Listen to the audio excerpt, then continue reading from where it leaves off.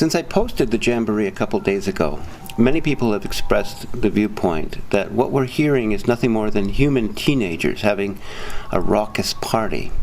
A few things to keep in mind about this episode. First is that the vocalizations occur only between 11:09 and 11:18, and it's a Sunday night too. This time span seems both too short and too long for the teenager theory. Too short because, of course, parties are not 9 minutes long, and too long because if they were just having a burst of enthusiasm, or were trying to prank me, say, I wouldn't think it would be longer than a minute or two. Number two, we hear no music whatsoever, and there's no party refuse in this forest. I've checked thoroughly. Number three, both this microforest and the connected larger microforest across the way are loaded with structures. What I'm showing you is just a small portion.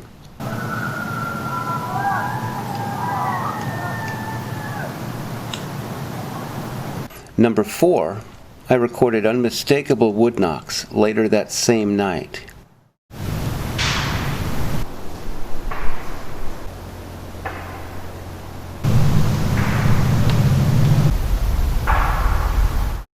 Number five, it is hardly unprecedented for Sasquatch to let loose on rare occasions in this same forest. Exactly 1 year and 2 days before the Jamboree, I captured other similarly uninhibited vocalizations with my recorder planted in the same place as it was the other night.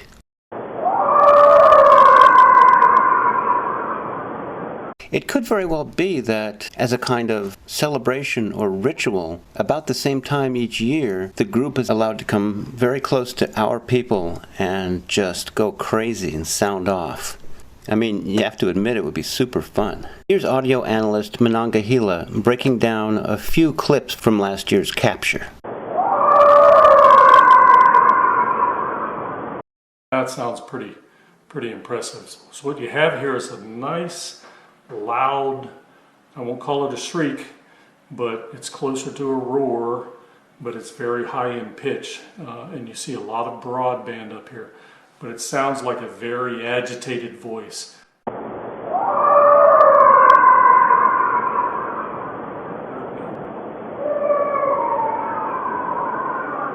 Pretty dramatic. You can hear the long, drawn out wailing sound there at the end. It begins with this nice, tightly controlled vocal, almost a howl beginning. Let's play that again, see if I can characterize it better. It starts out with more of an ooh phoneme, and then you can see the pitch drop right down here as it finishes, and before it breaks into this this broader band shriek.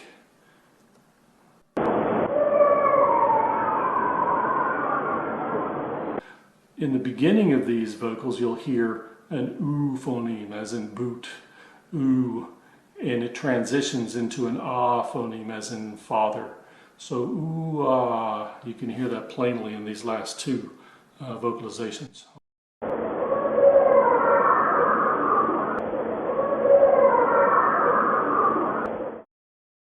And by the way, speaking of this ooh-ah phoneme shift, just 12 days before the Jamboree, up here, I recorded these two howls.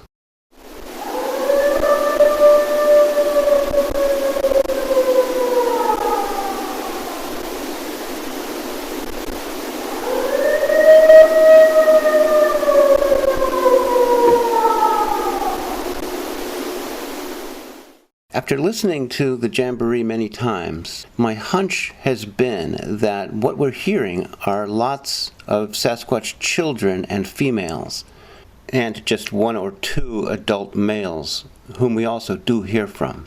This hunch was strengthened by what I found when I went back in looking for evidence. Looks like a little kid track. There's no tread in it.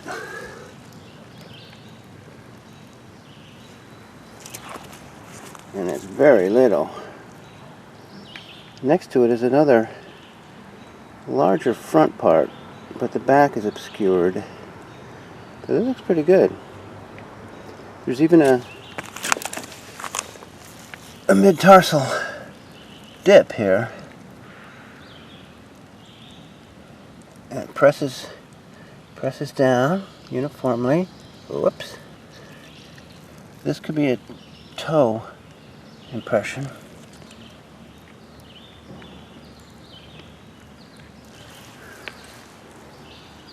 I think there were a lot of kids and females involved in the Jamboree. Now this is the route they would come up into Jamboree Valley through.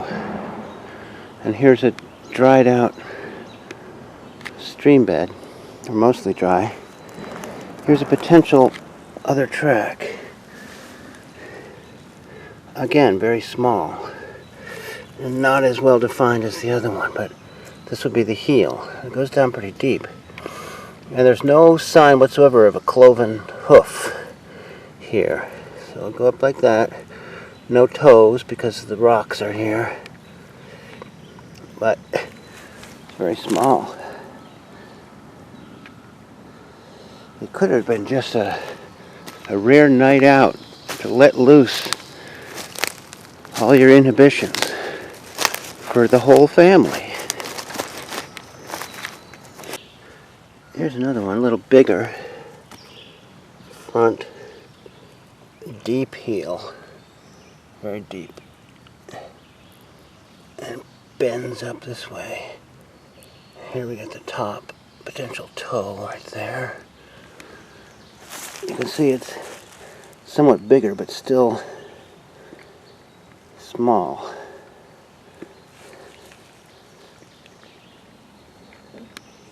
Look, I've never seen a tree bow held down by a loop.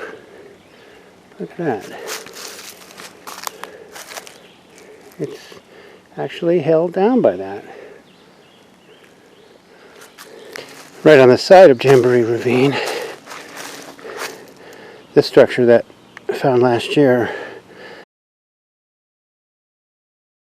you can see that 99% of the ground is pretty safe for them in terms of tracks. It's just leaf covered. I'm not good enough to recognize tracks in that kind of surface.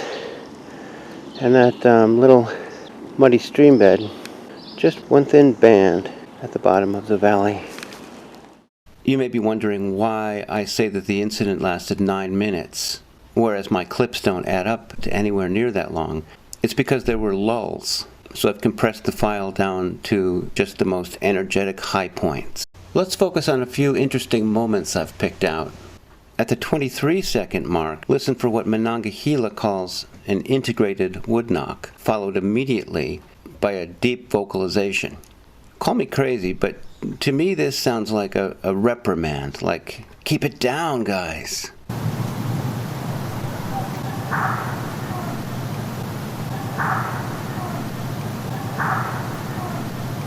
At the 31-second mark, a second possible reprimand by the same voice. And you'll notice that this comes right after the woo woo woo.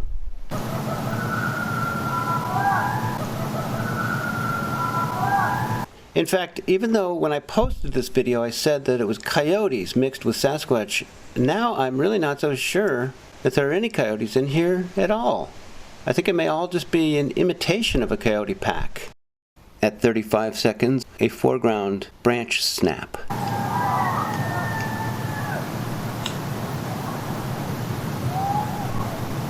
At the 1 minute mark, a possible third reprimand by the same deep voice.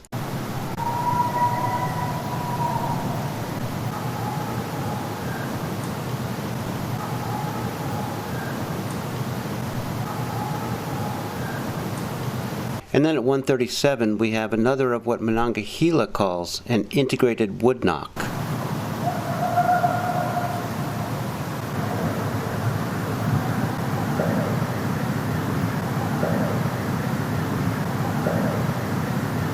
But now notice that just before this knock, back at 132, 133, there's a quite melodious vocalization.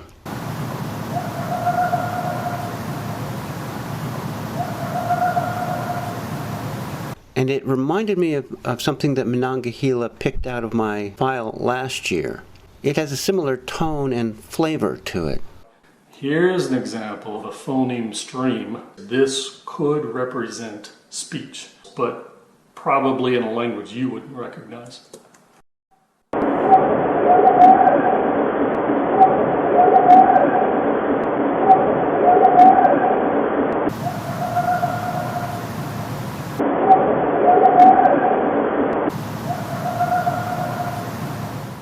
The reason I'm spending time thinking about this recording is that it's potentially valuable in showing that Sasquatch can often sound a whole lot like people, or they can sound like a cross between coyotes and people. This can fool us, of course, but there are telltale signs. This is just one of the many facets of the species that I think it's important to spread awareness about. And please join me every Tuesday night at 7 Eastern Time for the live show of Sasquatch and Civic Duty. And the civic duty is raising awareness. There are many reasons that this is important, and if you want to, you can catch up on them in the Sasquatch and Civic Duty video series that's on this same channel. Thank you.